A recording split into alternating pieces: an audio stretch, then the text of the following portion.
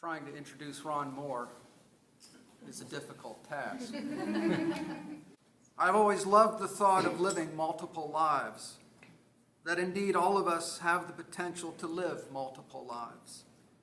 Ron Moore has embraced this potential far more than most anyone I have ever known. Ron is an accomplished musician, composer, and conductor, and I'm guessing not many here know that Ron had a top 40 hit before he even graduated from TCU.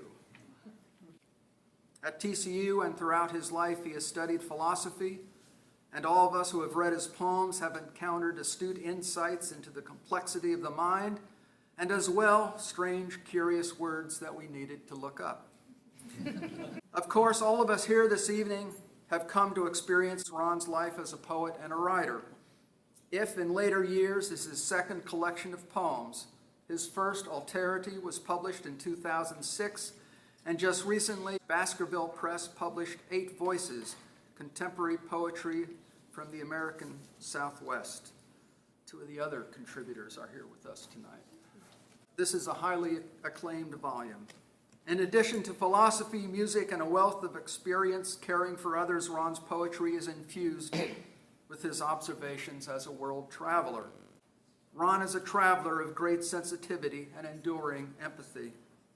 Thus, his poems not only journey back in time to Plato's Academy, but also literally all around the world to provide a startling acuity of vision.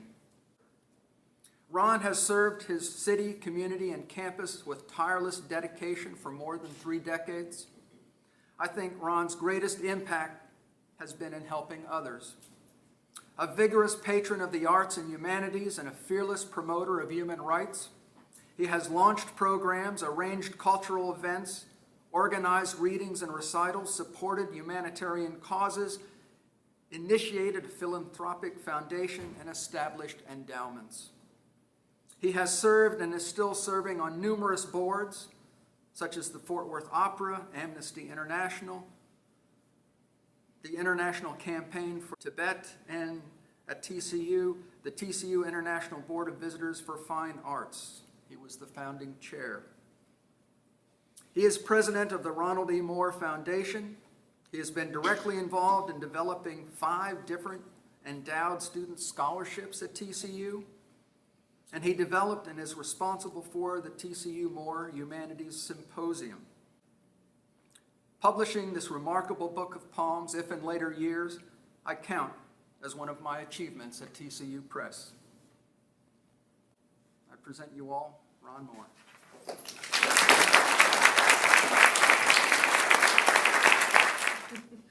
Thank you for your generous words, Dan. Thank you all for being here. I'll do my best to not make it a waste of time. As Dan mentioned, I am involved in Tibetan things. Not sure why. My son called me when he was about to leave Nepal on his year of study and said, "Dad, we need to climb over here." So of course we waited till December. And I suppose that started it.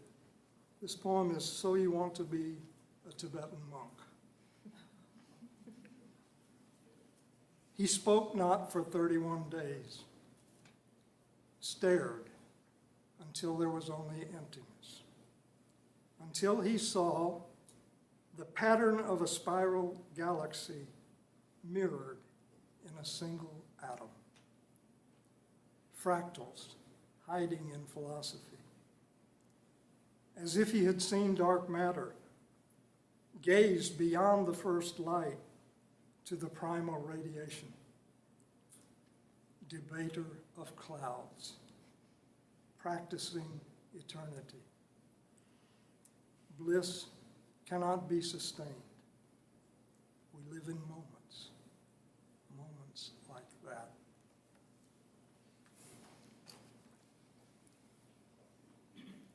I didn't know how true this next poem was when I wrote it. Equanimity. I have watched as firewood slowly turns to ash, intrigued by the blaze, the ravishing loss of it. Didn't blink when the same thing happened in my life. What brightest shines, dimmed by the cost of it. I'm not the only person in here who has white hair. And at this time in our lives, one of the things we do is look back a little more than we previously had, maybe. In terms of, as Somerset Mom said, summing up.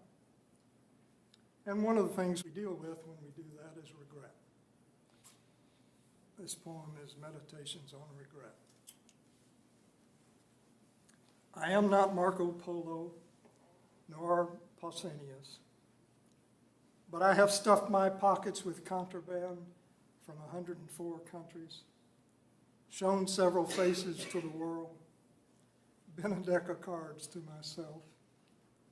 And now I'm in another place I can't speak the language of, wondering, trying to comprehend this enchiridion of marvels and chagrin.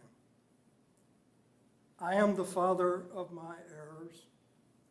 What I might have done differently would likely have been done less well. Tried to redress any madness with song. I have lost every orchid that's been given me.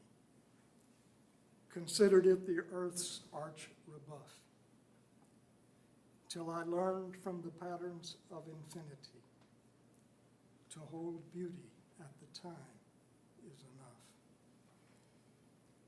Regret that you never saw Samarkand, not that you didn't see Paris again.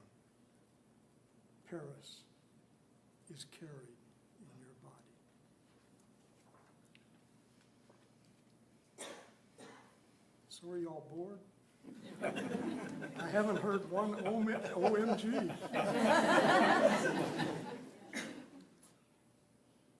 Quiet gratitude. True.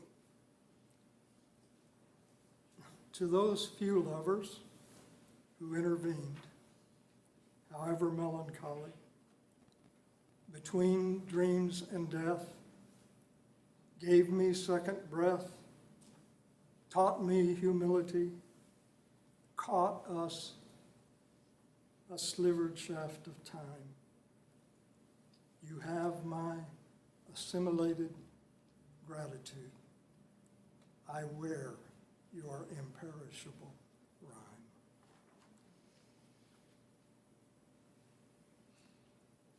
Existentialism. None of us were consulted regarding our existence. Nonetheless, compelled, we make a thing of it. Life is in our hands, is ours to construct, except the final exclamation point, which will be provided.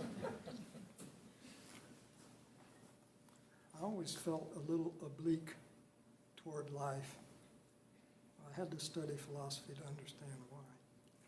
Now, this is, of course, not about me. Metaphysics in the park. There was little indication that the man on the bench was doing metaphysics in the park, though he did know the number of atoms in his body, 7 times 10 to the 27th power, felt hat Sunday times, inappropriate overcoat in spring. He was imagining dark energy moving through his body, whose atoms had always been somewhere since time began, before being gathered in him, in a subterranean rock on Mars, the tail of a cheetah, the black horsehair banner of the mighty Genghis Khan. He saw in the eternal wind a serpentine of Russian poets, their right hands crushed, a tablet saying, "The lies of a government are worse than 1,000 broken hearts. A tent flap, loose, dangling, the hallowed laughter of a female child, the mouth of hell that swallowed Jews and gypsies, an alabaster statue of Athena, carrying within him these too many worlds, carved out his loneliness, inscribed him, a hologram in time.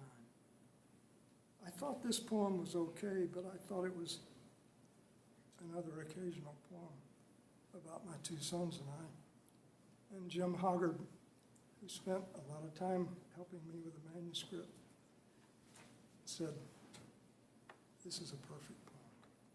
So I included it. History lesson.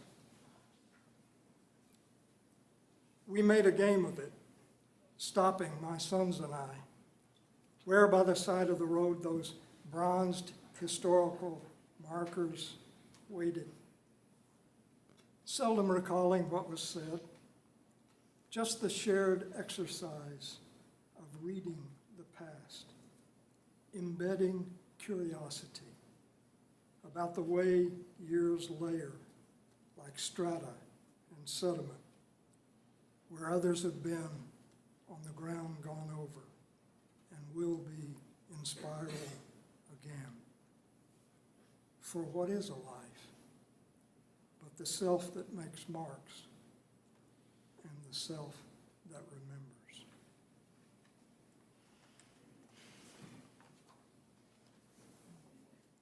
It's incredible to me.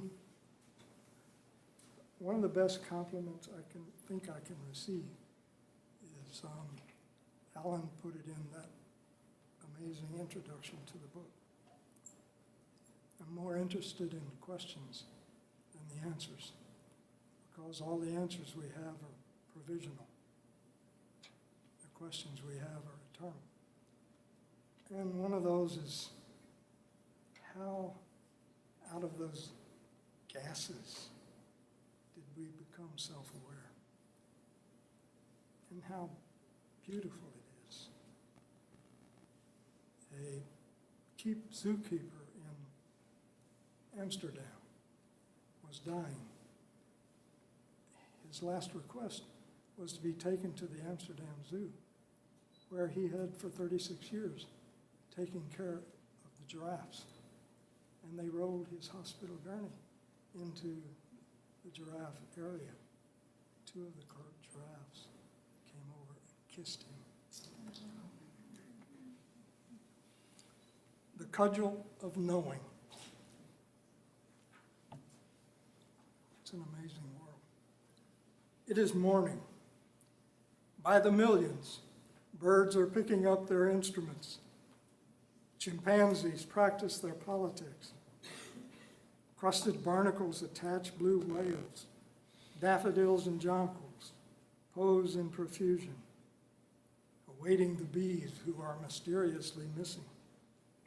Everywhere, cells are happily dividing. A cello sings as if wood could cry. Black holes are powerful, and so is the greenness of the earth. Obedient to instinct, flush with love's wan fragility, you and I, appearing together for the briefest of times, dazzled by it all.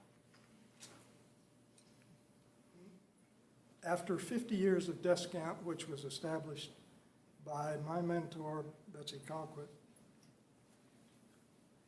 they did a book called The Best of Desk Camp, the best poems of 50 years. I was honored to have one poem included in that book. I asked that my poem be put next to W.H. Auden. I guess the alphabet didn't allow it. I was hoping for osmosis. But this is that poem. And I learned something by this poem. I was not present at this event, although I knew the people who were, but the poem didn't work from the second or third voice. It worked when I put it in the first voice. That's poetic license. The real funeral. When the suits and the dresses and the preachers went away, we had the real funeral. My brother and I, sitting in the gravel of a town we'd shaken off long ago. We got there just as Fat Boy and his gravedigger friends were finishing their job. They were sweeping around their newest grave, the place that was our father's last one. They didn't seem surprised that we came back. One man drove by and said, "Your daddy was a good one," but quickly had the sense to go away. In the silence made heavy by our grief, my brother finally said, "Dad, I'm gay." I said, "Mother, I didn't love you, but you had my respect." 2 long, suppressed benedictions.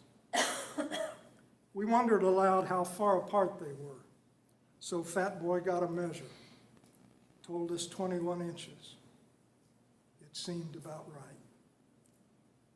The gravel and the grave and Fat Boy in a small Georgia town. When they were ready to leave, Fat Boy turned to tell us, "Think of it like putting a coat in a closet." It was the best thing anybody said that day.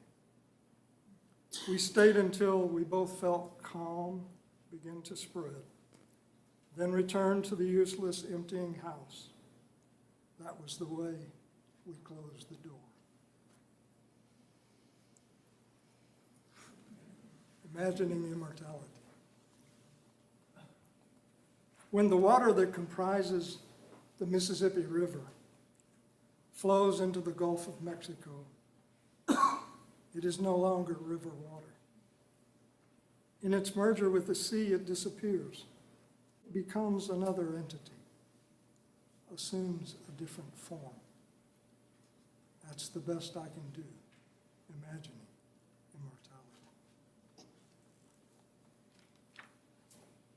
Is that enough? No. What? Alan? I do have a request. I was wondering if you could read A Love of Artichokes.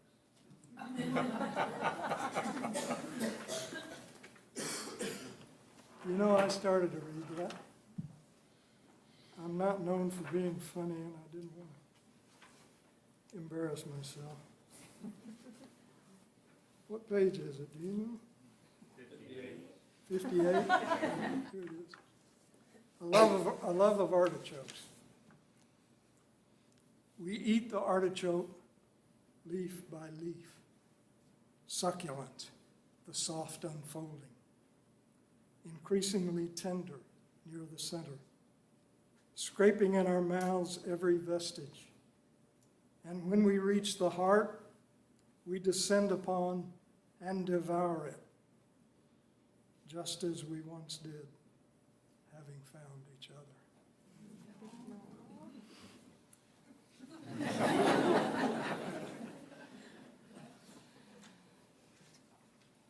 Anything else? Yes, sir. Chris? One more quick one. I know you asked for requests, but, you asked the question, but you're taking a request. This poem is my favorite on page 20. Page 20? Kind of marriage. God, this is just like I'm singing again. I'm taking requests. Kind of marriage. I want to tell a story about this one. Here I am reading. I got invited by my philosopher friend, Alex Muralatis at the University of Texas, who's the world's expert on Parmenides. When Alterity came out, he invited me to come down and read in the library of the Department of Classics of the University of Texas, which is pretty high cotton. The provost walks in with a dog-eared copy. That was the one time I was intimidated. So I read this poem, and all of a sudden in the room there's this harumph. And this professor said, "Do you read much Goethe?" I said, "No, sir, I've read Sorrows of Young Werther, but never any of his poetry. I read Rilke, that's the only German poet." He said, "Are you sure you've never read Roman elegies?" I said, "Sir, I'm sorry to tell you, but I've never even heard of Roman elegies." Well, it turned out that the ending of this poem is somewhat similar to a poem by Goethe called, from the Roman elegies. And I put a little sarcastic note at the back of this book in reference to that, telling you I didn't plagiarize it, but I'm in good company. I love the rhythm of the end of this poem. I wish I could have captured it all the way through the poem, but the rhythm of the end is special. A kind of marriage. It's more than the touching, the body's vernacular. It's the seamless consonants, a plating that insinuates the entire layer of my dreams, an integrity of wanton in conspiracy. Who else could sense my fingers, your breath still fresh upon them, tapping out the rhythm of my poems on your hip while you sleep after love. Okay. Yes, Can you stand to read one more? I can stand. And I got a chair if I need to sit. I'm here for the duration. Nothingness on page 76. Now, that's pretty heavy for this group. Do you all know the theory that atoms are eternal and that they change form, but they are eternal? Thales had this all the way back to the Greeks. And it's amazing, the conjunction with Buddhist thought. That's really been interesting to me. And that atoms are eternal. And I'm a collection of some of them in this form for now, but they're going to be nothingness. Are you sure? I think it has a nice ending. Okay, but I want to read it in later years, then I'll quit. Okay. Nothingness. When at night the last light is extinguished, you still see the world burned on the retinas against the small canvas of your closed eyelids for a while. Then it slides away into nothingness. Perhaps that's what death is like, all becoming dark, but the soul still burning, reconnoitering all it can remember until it too finally succumbs. But there is never nothing. Even in a quantum vacuum, mass and energy the same. And if the form is lost, energy finds another form. Never to deny that once it existed with rejoinder in you. Okay, not autobiographical. If in later years, when in Paris or New York, occupied by all that occupies us, something in an ordinary day reminds you of me, surprisingly, know that this hand, which yours once often sought, still touches nothing that so fits the want of it as when it reached with tenderness for you. Thank you all so much.